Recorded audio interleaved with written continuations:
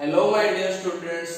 I welcome you all to Samyas Academy. I hope that you all are enjoying your study being at home in this lockdown period.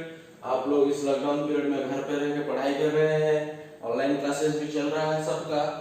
तो आज उस पढ़ाई को थोड़ा सा और आगे लेने के लिए today we are going to start a new topic, new chapter of class 12 science, that is the first chapter of the physics. Physics का पहला चैप्टर हम आज स्टार्ट करने जा रहे हैं, जिस चैप्टर का नाम है इलेक्ट्रिक चार्ज एंड फील्ड। ठीक है, इस चैप्टर को हम आज स्टार्ट कर रहे हैं। Continuously one by one video ऐसे बनते जाएगा और आप लोग इसको एंजॉय करते जाएंगे। ठीक है, so let us begin the chapter electric charge and field. Before we this is the totally a fundamental class, a basic class in which we will learn the basic idea about this chapter. इस chapter के बारे में कुछ fundamental idea हम gain करेंगे और from next lecture onwards we will discuss thoroughly and we will enter into the complete syllabus. ठीक है, तो आज ये जो है but this lecture is very important. ये चैप्टर जो है ये बहुत इंपॉर्टेंट है बिकॉज जहां पर फंडामेंटल चीजें रहती है वो बहुत इंपॉर्टेंट ही होता है। ठीक है, so let us begin electric charge and field. तो इलेक्ट्रिक जनरली हाँ, और एक चीज मैं आपको बता देना चाहूंगा कि टोटल आप लोगों का जो क्लास 12 का जो सिलेबस है maximum portion will be cover under electromagnetism.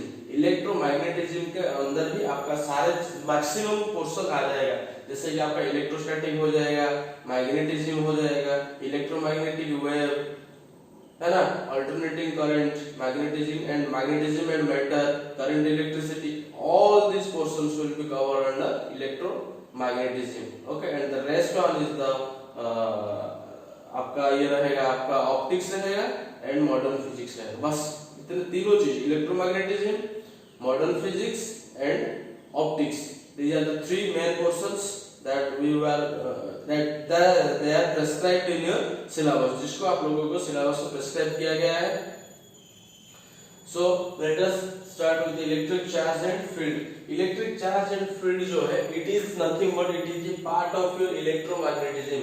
It is a part of your electromagnetism. ये इलेक्ट्रोमैग्नेटिज्म का एक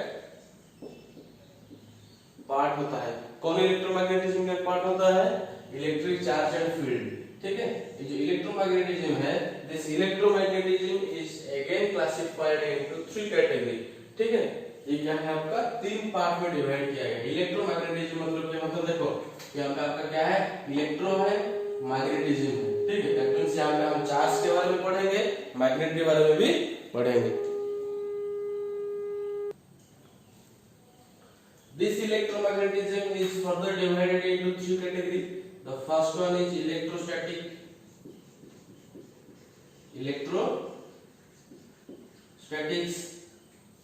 The second one is magnetism, and the third one is the electromagnetic wave. Electromagnetic wave. ठीक है, तीन चीजों के बारे में हम डिस्कशन करेंगे। ठीक है, ये जो थ्री पार्ट्स हैं आप लोगों का, electrostatic, magnetism and electromagnetic wave, ये तीनों सेक्शन के अंदर आपका कुछ चैप्टर्स हैं। ठीक है, जैसे कि आपका इलेक्ट्रोस्टैटिक मतलब कि आप लोगों का इलेक्ट्रिक चार्ज एंड फील्ड हो जाएगा। अच्छा हाँ, एक बात ध्यान दीजिए, इस सब मीनिंग आप लोग अभी समझ जाइए। इलेक्ट्रोस्टैटिक मतलब क्या होता है, आप लोग इसको ब्रेक कर दीजिए, इलेक्ट्रो एंड स्टैटिक। इलेक्ट्रो का मतलब क्या होता है, इसका मतलब होता है चार्ज। स्टैटिक मतलब क्या है, आप लोगों को पहले से पता है from class 11, static means rest. When the charge is at rest, उस जब हम चार्ज के बारे में पढ़ेंगे और चार्ज किस कंडीशन में होना चाहिए, the charge should be at rest, at that time we will go for electrostatic. तब हम किसको पढ़ेंगे, इलेक्ट्रोस्टैटिक को ही पढ़ेंगे। ठीक है, यहाँ पे क्या हो जाएगा आपका, charge at rest.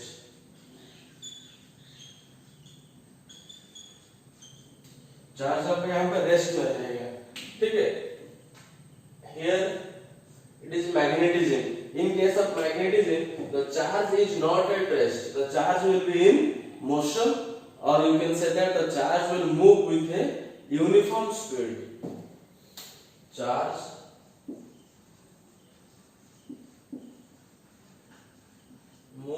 With constant speed. आपका जो चार्ज है ये कांस्टेंट स्पीड के साथ मूव करेगा, ठीक है। तो ये मैग्नेटिज्म में आप लोग ऐसे पढ़ेंगे। एंड कांस्टेंट स्पीड मतलब आपका एक्सेलरेशन क्या हो जाएगा, जीरो हो जाएगा। And electromagnetic wave, electromagnetic wave क्या है, आप लोग इसको पढ़े होंगे क्लास 11th फिजिक्स में, वेव चैप्टर में। इलेक्ट्रोमैग्नेटिक वेव मतलब वो इस प्रकार का वेव होता है, the wave which does not require any material medium for its propagation. ये इलेक्ट्रोमैग्नेटिक वेव वो वेव होता है कि जो आपने प्रोपगेशन के लिए कोई मटेरियल मीडियम का रिक्वायरमेंट नहीं होता है। मटेरियल मीडियम मतलब कि सॉलिड, लिक्विड और गैस, उसको ट्रैवल करने के लिए कोई मीडियम का जरूरत नहीं है कि नहीं। जैसे कि आपका लाइट इज आल्सो है इलेक्ट्रोमैग्नेटिक वेव, जैसे क्योंकि लाइट कहाँ पे, लाइट को ट्रैवल करने के लिए मीडियम का हमेशा जरूरत नहीं होता है, समझ में आया कि नहीं। जैसे कि वो स्पेस में भी मूव कर सकता है लाइट, है कि नहीं, without any medium, free space में भी वो मूव कर पाएगा light. That's why light is also an electromagnetic wave, ठीक है। लेकिन यहाँ पे क्या होगा कि इलेक्ट्रोमैग्नेटिक वेव में यहाँ पे चार्ज का बात आएगा, charge will move with an acceleration. Charge moves with acceleration, acceleration के साथ चार्ज क्या करेगा, मूव करेगा, ठीक है। नेक्स्ट आता है हम इलेक्ट्रोस्टैटिक के पास। इसमें ये जो इलेक्ट्रोस्टैटिक है इसमें हम लोग क्या पढ़ेंगे, we will discuss about electric field. यहाँ पे हम इलेक्ट्रिक फील्ड के बारे में पढ़ेंगे, ठीक है। And in magnetism we will discuss about magnetic field. Magnetic field के बारे में हम यहाँ पर पढ़ेंगे, ठीक है। And electromagnetic wave we will learn both electric field as well as magnetic field. यहाँ पे हम इलेक्ट्रिक फील्ड पढ़ेंगे, उसके साथ साथ मैग्नेटिक फील्ड को भी हम पढ़ेंगे, ठीक है। समझ में आ ही रहा होगा आप लोगों को। और ये जो चैप्टर है मेनली आप लोगों का जो चैप्टर है electric charge and field, it is coming under the electrostatic. ये इलेक्ट्रोस्टैटिक के अंदर हमारा ये chapter electric charge and field आता है, ठीक है। यहाँ पे हम लोगों का चार्ज क्या रहेगा, रेस्ट में रहेगा, और उसी चार्ज को रेस्ट में रखते हुए हम कुछ कुछ चीजें के बारे में पढ़ेंगे। जैसे कि कौन सी चीज हम लोग यहाँ पे पढ़ेंगे, आप लोग इलेक्ट्रिक फील्ड एक हो गया, और क्या है, फोर्स के बारे में पढ़ेंगे। इस इलेक्ट्रिक फील्ड के तहत जो इलेक्ट्रिक फोर्स वहां पे लग रहा है दोनों चार्ज के बीच में, उस फोर्स के बारे में पढ़ेंगे, है कि नहीं। पोटेंशियल के बारे में पढ़ेंगे, इलेक्ट्रिक पोटेंशियल जो है उसके बारे में भी हम इस चैप्टर में डिस्कस करेंगे, ठीक है। So these are the fundamental idea that I gave you, कि हम पढ़ेंगे क्या चीज और इन लोगों के एप्लीकेशंस और क्या क्या है, धीरे धीरे हम जब आगे पढ़ते जाएंगे उसको हम सीखेंगे, ठीक है।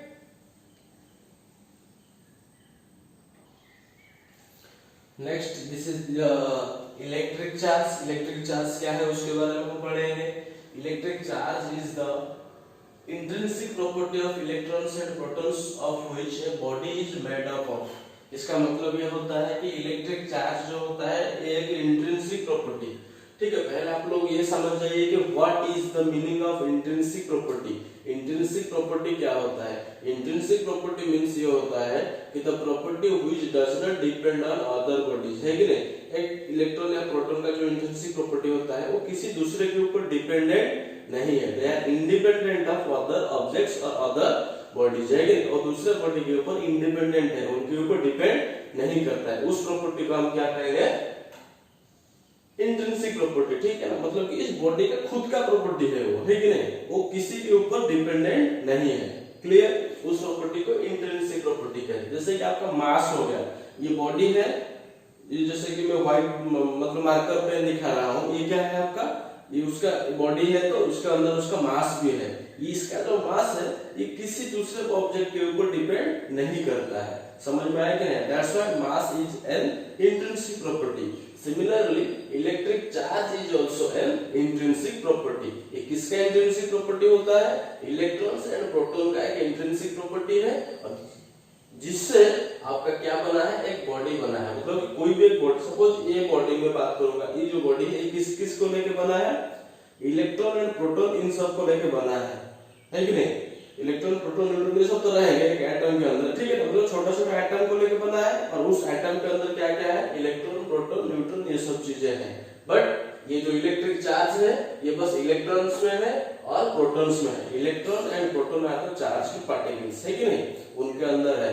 Electron is the negatively charge particle and proton is the positively charge particle. ये नेगेटिव पॉजिटिव चार्ज के बारे में हम आगे डिस्कशन करेंगे। बस आप इतना समझ जाइए कि इलेक्ट्रिक चार्ज जो होता है वो इलेक्ट्रॉन एंड प्रोटॉन का इंट्रिंसिक प्रॉपर्टी होता है और उसी इलेक्ट्रॉन एंड प्रोटॉन को लेकर एक बॉडी बना हुआ है, ठीक है।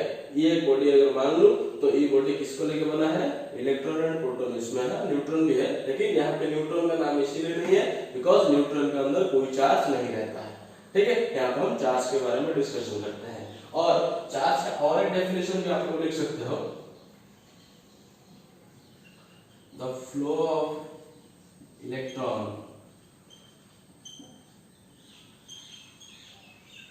is called charge। जब एक इलेक्ट्रॉन फ्लो करेगा उसको भी हम लोग क्या कहते हैं, चार्ज कहते हैं, ठीक है। If the electron is at rest, there is no charge. If the electron starts moving, then some charge is produced. That's why we can say that the flow of electron is also called charge, ठीक है। ये जो charge होता है, the symbol of charge is Q। Electric charge जो होता है इसको हम कैसे डिनोट करते हैं, it is denoted as Q। Q से हम चार्ज को डिनोट करते हैं, whether it may be capital Q और small q, ठीक है। अच्छा, what is the SI unit of charge? The SI unit of charge is coulomb।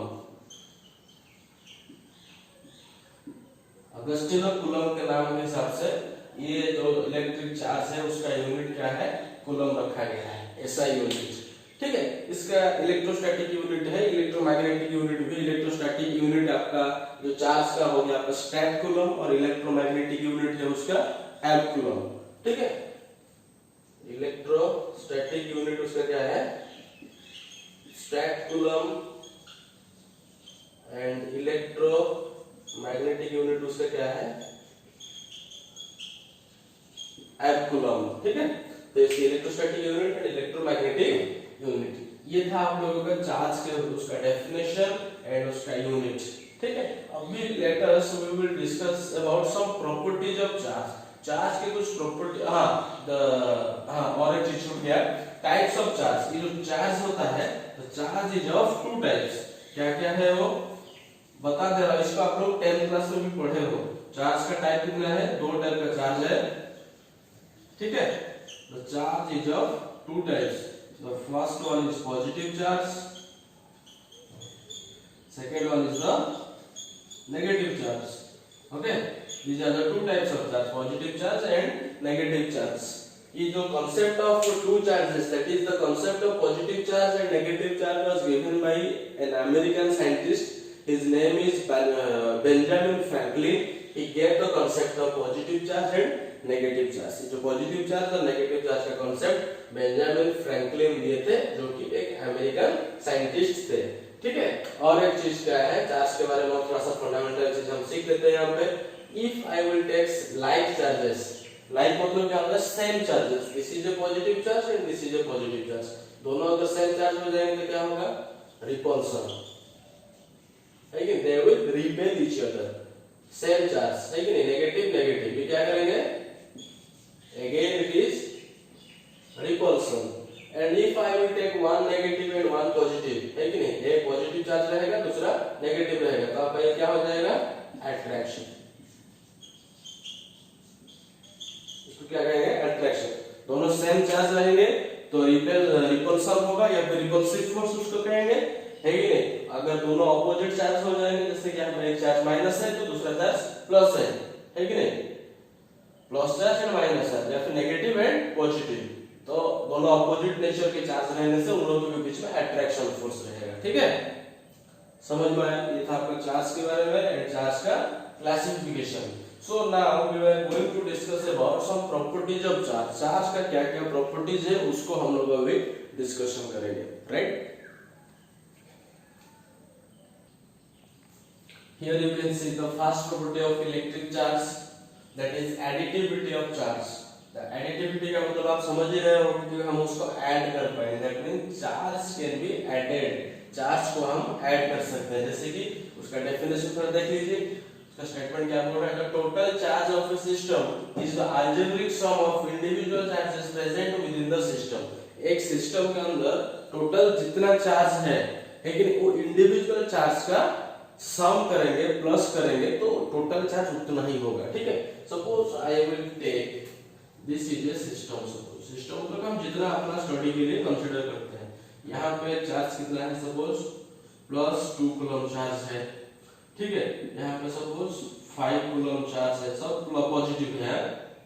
Suppose यहाँ पे और क्या है, ये एक है 3 कूलम चार्ज है। ठीक है, all are the point charges जिनका मैग्नीट्यूड सब कितना है, 2 coulomb, 5 coulomb and 3 coulomb, all are the positive charges. ठीक है, सो मेरा सवाल ये है कि total what is the total charge in the system. ये जो सिस्टम आपको मैं दिखाया हूं, what is the total charge in the system. इस सिस्टम के अंदर टोटल कितने चार्ज है, it will be equal to the sum of the individual charges. Individual charge यहां पे कितना कितना है, plus 2 coulomb, plus 5 coulomb and plus 3 coulomb. ठीक है, तो इस सब चार्ज अगर पॉजिटिव चार्ज है तो टोटल चार्ज हम पे कितना हो जाएगा, if I will consider the total charge is q, total charge को अगर मैं q मान लेता हूं, इट विल बी 2 कूलम, इसको हम ऐसे करके क्या करते जाएंगे, प्लस करते जाएंगे, 2 coulomb plus 5 coulomb plus 3 coulomb, so it will be net charge will be 5, it will be q equal to 10 coulomb. so total charge of the system is 10 coulomb, right। तो उसको अगर हम इसका फॉर्मूला अगर हम देखें, दैट मींस इससे हम लोगों को ये पता चल रहा है कि चार्ज को हम ऐड कर सकते हैं। ठीक है, अगर इसमें से एक चार्ज को मान लीजिए कि मैं -5 कूलम कर लिया, एक नेगेटिव चार्ज भी यहाँ पे है, तो what will be the total charge, total charge will be, यहाँ पे जो मैं प्लस किया था, प्लस कितना करूंगा यहाँ पे मैं, it will B plus -5 coulomb हो जाएगा, क्योंकि ये नेगेटिव चार्ज है कि नहीं, प्लस तो करना ही है, प्लस किया मैं, तो it will B plus 3 coulomb next. ठीक है, so 2 plus 3 will be 5 coulomb and here it is -5 coulomb, so it will be 0। Charge कितना हो जाएगा आपका, 0 हो गया। 0 मतलब कि it is a neutral body, ये क्या रहेगा आपका, न्यूट्रल बॉडी रहेगा, that means there is no charge. मेरा कहने का मतलब ये है कि ये पॉजिटिव हो या नेगेटिव हो, उससे हम लोगों को मतलब नहीं है। हम लोगों का काम ये है कि टोटल चार्ज निकालने के लिए हम क्या करेंगे, चार्ज को सब प्लस कर देंगे। वो नेगेटिव चार्ज हुआ होगा तो रिड्यूस हो जाएगा चार्ज, ठीक है, जैसे कि यहाँ पे रिड्यूस हो गया, माइनस हो गया, है कि नहीं। तो सिमिलरली इसमें से हमको ये पता चल रहा है कि हम चार्ज को ऐड भी कर सकते हैं। ठीक है, charge can be added from what, हमको ये कहां से पता चला, by this property additivity of charge. Next property आपका क्या है, quantization of charge. It is a most interesting thing and important also, इसको आप लोग ध्यान दीजिए। Here you can see the second property of charge, that is quantization of charge। quantization charge क्या होता है, the observed value of charge of a particle will be integral multiple of charge of an electron। ठीक है, इस statement को पूरी तरह से समझने से पहले let me explain you that the smallest unit of charge is the charge of an electron। ठीक है, एक इलेक्ट्रॉन के अंदर जितना चार्ज रहता है वो होता है एक, मतलब सबसे छोटा चार्ज वही है कि नहीं। क्यों उससे और छोटा चार्ज मिल नहीं सकता, बिकॉज इलेक्ट्रॉन से और छोटा चीज कुछ है ही नहीं। समझ में आ रहा है, जो इलेक्ट्रॉन का बात कर रहे हैं, इलेक्ट्रॉन का जो चार्ज होता है उससे छोटा चार्ज और कुछ है ही नहीं दुनिया में। ठीक है, the charge of an electron is the smallest charge that we have ever found, है कि नहीं। हमको टोटल जब जितना छोटा चार्ज मिला है, the charge of an electron is the smallest charge of a particle। अगर इलेक्ट्रॉन का छोटा सा चीज मान लेंगे तो उस इलेक्ट्रॉन के अंदर जितना चार्ज रहता है that is the smallest charge, उससे और छोटा चार्ज कुछ है ही नहीं दुनिया में। ठीक है, so the charge of an electron, electron is denoted as E। Electron हम कैसे डिनोट करते हैं, electron is denoted as E, electron को E से डिनोट करते हैं, and the charge of an electron is -1.6 into 10 to the power -19 coulomb। This is the charge of an electron, and if we will talk about the charge of a proton, it will be 1.6 into 10 to the power -19 coulomb। ठीक है, ये जो proton है इसका charge आपको पता चला, electron का चार्ज पता चला, बस डिफरेंस दोनों का मैग्नीट्यूड सेम है। Charge of an electron and charge of proton दोनों का मैग्नीट्यूड सेम है, but difference is that electron is a negatively charged particle whereas proton is a positively charged particle. अब ये इलेक्ट्रॉन एंड प्रोटॉन ये दोनों हर कोई body के अंदर रहते हैं। तो आप लोगों को ये समझ सवाल आ रहा होगा मन में कि अगर ये चार्ज पार्टिकल एक बॉडी के अंदर रहता है तो बॉडी एक चार्ज बॉडी जैसा बिहेव क्यों नहीं करता है? इसीलिए नहीं करता है माय डियर स्टूडेंट्स, बिकॉज यहाँ पर होता क्या है कि the number of electron is equal to the number of proton inside every neutral body. हर कोई न्यूट्रल बॉडी के अंदर जो बॉडी न्यूट्रल बिहेव कर रहा है, मतलब कोई चार्ज नहीं हो रहा है, इसका मतलब यह है कि उस बॉडी के अंदर जितना इलेक्ट्रॉन है उतना ही प्रोटॉन है। समझ में आया? That's why plus minus cancel हो जाती है और आपका बॉडी टोटल एक न्यूट्रल बॉडी जैसा बिहेव करता है, no charge, neither it is positively charged nor it is negatively charged body. ठीक है, it behaves like a neutral body. The reason is that the number of electron is equal to number of proton inside that body. ठीक है, clear? तो अभी आता है कि quantization of charge के पास। क्वांटाइजेशन मतलब ये होता है कि observed value of charge of particle will be integral multiple of the charge of an electron. एक बॉडी के अंदर जितना चार्ज हम ऑब्जर्व कर रहे हैं, ठीक है, that is nothing but simply it is the integral multiple of the charge of an electron. Integral multiple मतलब ये होता है कि the charge of an electron will be multiplied by any integer. एक इंटीजर से हम उसको मल्टीप्लाई करेंगे। ठीक है, इंटीजर मतलब क्या होता है कि माइनस इंफिनिटी से जीरो एंड जीरो से प्लस इंफिनिटी, है कि नहीं? देखिए आपको समझ में आ जाएगा। ठीक है, तो टोटल चार्ज अगर बात करेंगे Q will be equal to integer मतलब क्या होता है? Charge of an electron. Electron का चार्ज को हम कैसे डिनोट करते हैं? E से डिनोट किया जाता है। ठीक है, इंटीजर मतलब कि क्या होगा? ये प्लस की तरफ भी रहेगा, माइनस की तरफ भी रहेगा। मल्टीप्लाई किसको करेंगे? इंटीजर को प्लस और माइनस n, है कि नहीं? Q is equal to plus or minus ne, where n is the number of electrons and e is the charge of electron। ठीक है, अगर मैं ये कहूंगा कि एक बॉडी के अंदर टोटल चार्ज कितना है, ठीक है, एक बॉडी के अंदर टोटल चार्ज कितना है, एक पार्टिकल लिया हूं, छोटा सा पार्टिकल है, उस पार्टिकल के अंदर सपोज मैं ये कहूंगा कि 4 जो इलेक्ट्रॉन है, how many electrons are present inside a body. Suppose ये एक बॉडी है जिसके अंदर I have put there are 4 electrons. अगर इसके अंदर 4 इलेक्ट्रॉन्स है, मेरा ये कहना है कि what is the charge of this body, तो इस बॉडी का चार्ज कितना है। ठीक है, इस बॉडी का चार्ज कितना है? इस बॉडी में 4 इलेक्ट्रॉन है, ठीक है, तो उसका चार्ज कितना हो जाएगा? Q will be equal two plus और माइनस। यहाँ पे प्लस होगा कि माइनस होगा?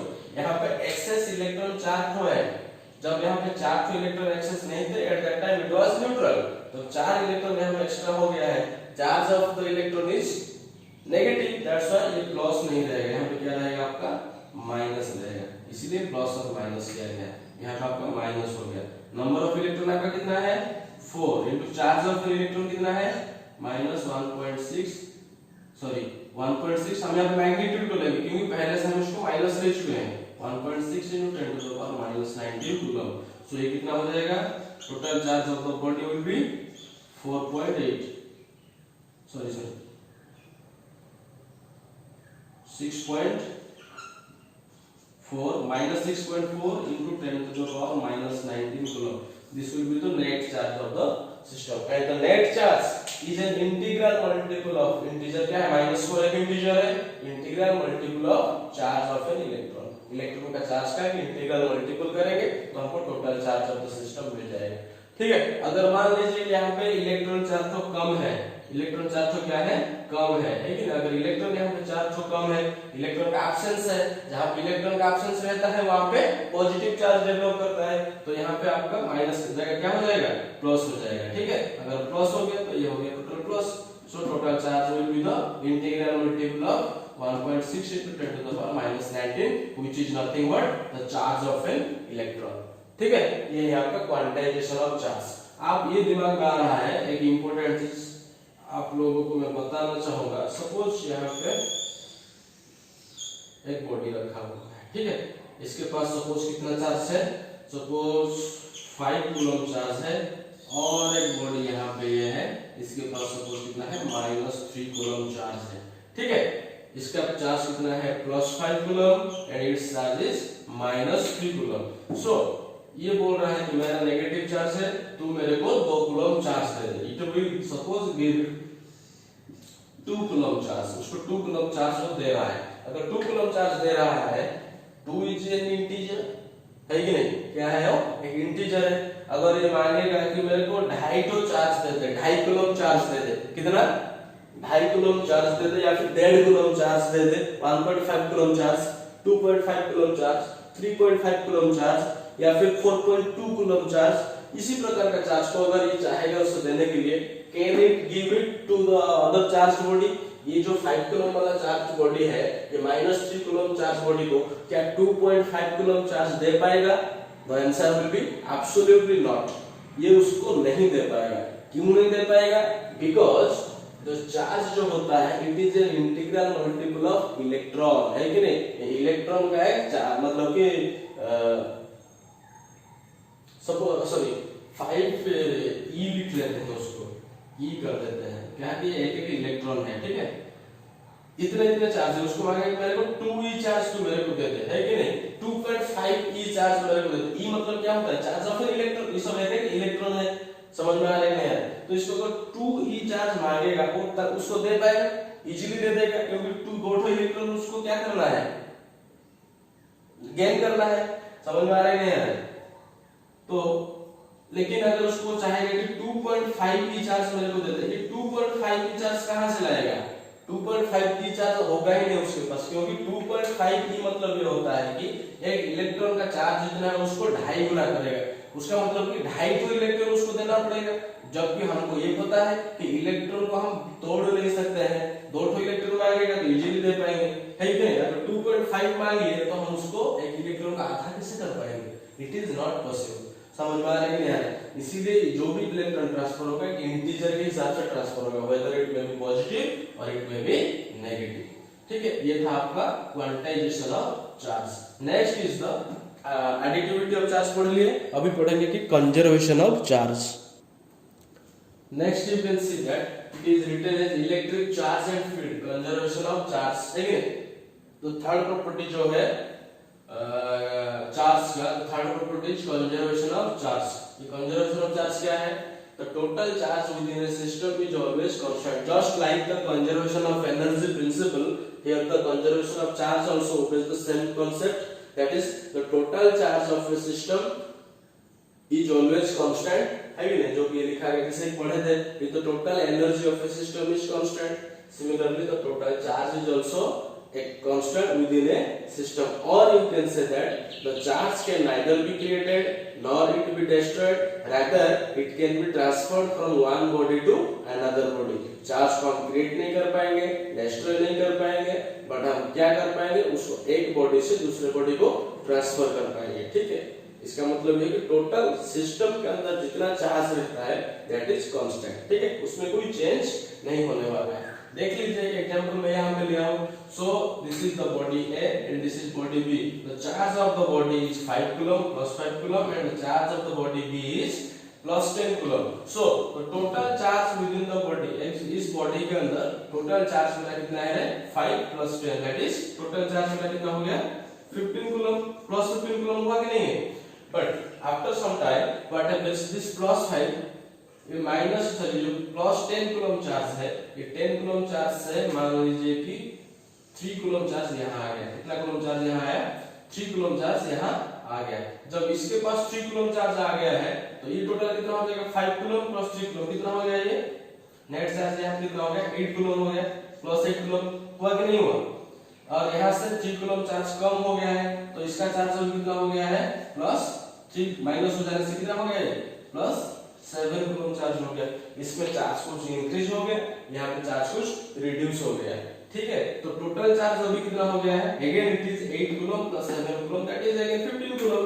इनिशियली उसका 15 कूलम चार्ज था, कुछ चार्ज ट्रांसफर होने के बाद भी नेट चार्ज यहाँ पे अगेन कितना रहा है, अगेन इट इज 15 कूलम। समझ में आ रहा है कि नहीं? अगर कोई बॉडी के अंदर चार्ज इंक्रीज हो रहा है, इसका मतलब आपको ये समझ लेना चाहिए कि definitely there is same amount of charge is reduced from an another body और अनदर पार्टिकल। ठीक है, अगर एक बॉडी के अंदर कुछ चार्ज इंक्रीज हो गया है, इसका मतलब ये है कि कोई दूसरा बॉडी भी होगा जिसके अंदर से सेम अमाउंट का चार्ज रिड्यूस हुआ होगा। अगर जैसे कि यहाँ पे 3 कूलम चार्ज इंक्रीज हो गया था, तो यहाँ पे 3 कूलम चार्ज घटा है कि नहीं? बट टोटल जो चार्ज था it will be constant. Total charge एक सिस्टम के अंदर पूरा हमेशा कांस्टेंट रहता है, उसमें कोई चेंज नहीं होता है। So my dear friends, I hope कि आपको ये लेक्चर अच्छा लगा होगा और आपको समझ में आया है। अगर आप लोगों को मेरे वीडियो अच्छा लग रहा है, then I hope that you will like, comment, subscribe and share my channel. Thank you. And next lecture में हम लोग ये पढ़ने जा रहे हैं कूलम्ब्स लॉ।